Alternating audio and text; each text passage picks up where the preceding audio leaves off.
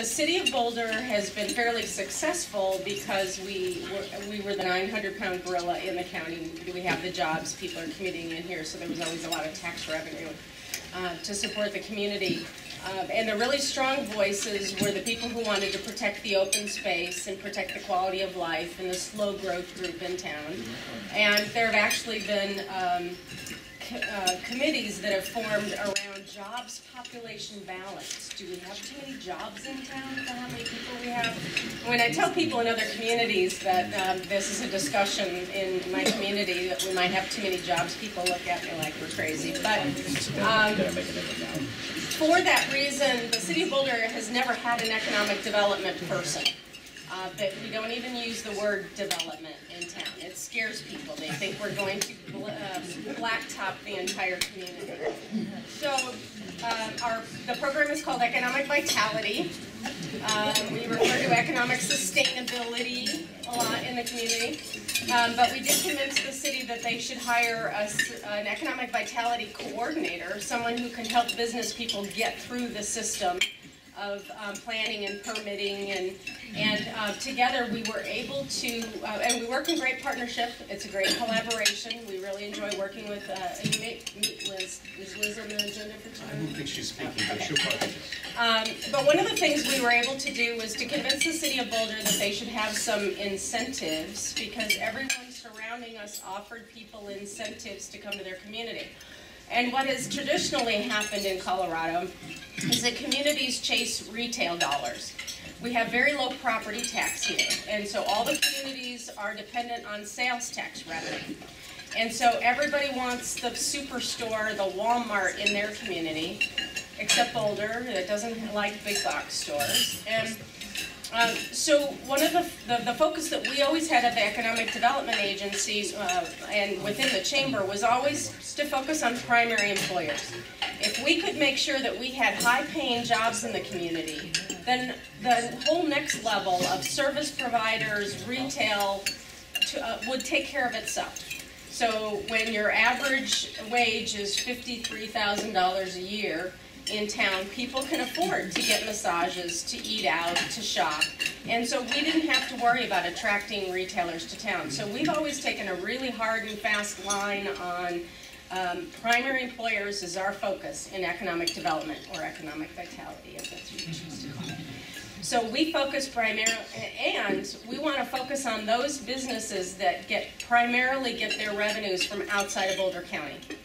So we call those primary employers. If the majority of their business comes from outside of Boulder County because they sell Crocs shoes or Celestial Seasonings tea or their software or their Apple app, or even somebody who does design projects or public relations or branding or marketing, if their clients are outside of Boulder County and the majority of their money comes from outside of Boulder County, they're considered a primary employer and they get at the focus of our attention. And they are the only, because that's a trade imbalance. We want dollars coming into Boulder County and circulating here. We don't want them leaving. So our incentive program is focused strictly on primary employers. So, and it's uniquely Boulder, I think. I've not seen anybody else who set up an incentive package the same way that we did. But we had a lot of slow growth people on council.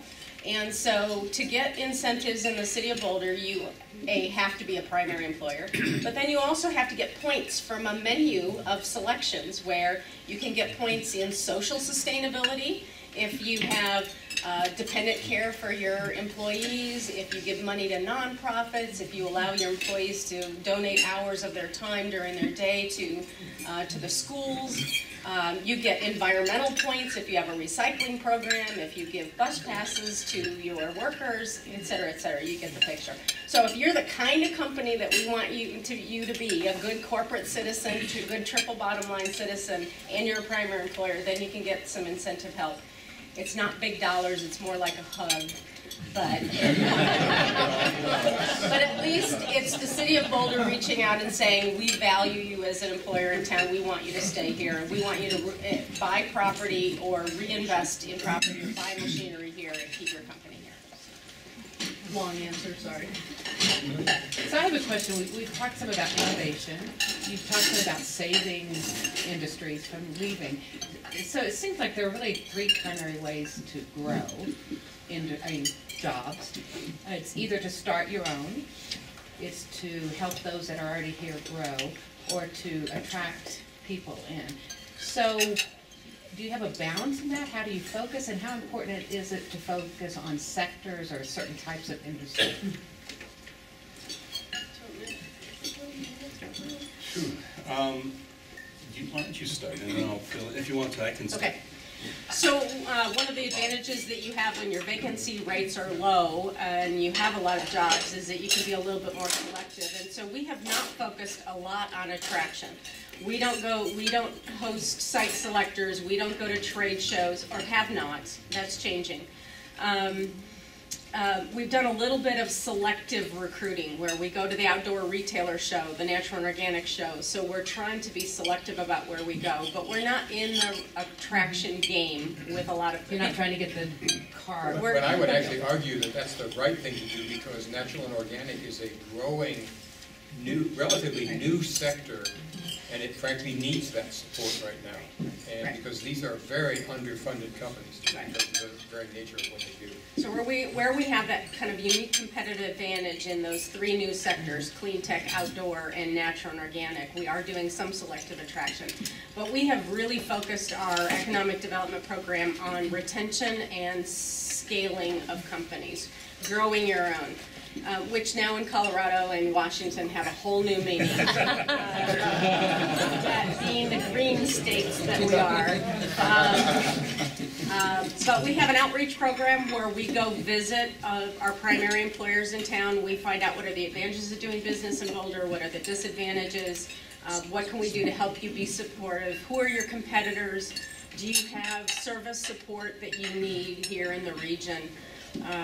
So outreach visits is more than 50% of what we do. And then a good third of what we do is the scaling piece of it, of which the Innovation Center, the Technology Transfer, the Small Business Development Center, all of those programs that help people scale, introducing new products or expanding their geography, those kinds of things are our main focus. Attractions are really small. We actually have a limitation as well. About the biggest company we can manage because of facilities limitations, parking limitations, traffic, everything, is 300 or 350 employees. And I'm on the board of a company right now that was going to be bumping up on that. And that's a tough issue because, frankly, commuting into Boulder is a bit difficult, frankly, because there's a lot of people coming in.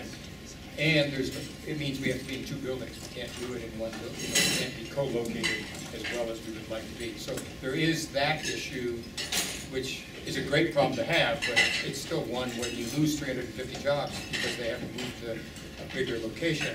It's a pretty good dislocation.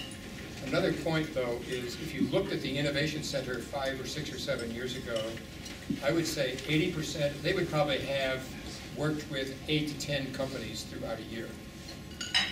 And these were almost all from within the community. They were either software, natural organic, mechanical, various aerospace, stuff like that.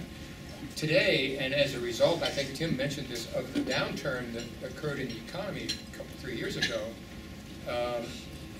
in order to stay sustainable in the Innovation Center, we've focused very heavily on the tech transfer side of taking much, much earlier stage, even in a startup, a pre-startup, if you want to think of it that way. And how many pre-startups this last year? Four. So we started 4 new companies out of university technology at various universities, Mines, CU, CSU, and Denver, this last year. And we probably worked with 6 or 7 total, natural and organic and other. Yeah, about 3 or 4, but it's going up now. Yeah, it's going back up now because, and again, that was because funding wasn't available for a lot of companies hunkered down and just sort of stayed alive. So the footnote, I guess, is that in a town of this size, you can't be all things to all people. So you figure out what's your unique competitive advantage and you focus on those things. And we recognize that when companies get to a certain size, and especially if they have profit margin pressure, they are probably going to end up getting space outside of the city of Boulder. And we look at it as a regional strategy. So we help them start and grow here. It's almost a life cycle. At a certain point, they're probably going to move to somewhere else in the region, and we work collaboratively with the other communities in the region. If you're interested in this, and you might look at the Metro Denver Economic Development Association. They are part of the Denver Chamber, and they actually promote business all along the Front Range. And there is a code of conduct that says all the economic development people have to keep each other informed and have to work collaboratively, that you're to sell the region first and your community second. And if someone is looking at space in your community from another community, you give that economic development person a heads up that that company is looking in your area. It doesn't work 100% of the time, but it works fairly well in all of us feeling like the rising tide is going to lift all of our boats.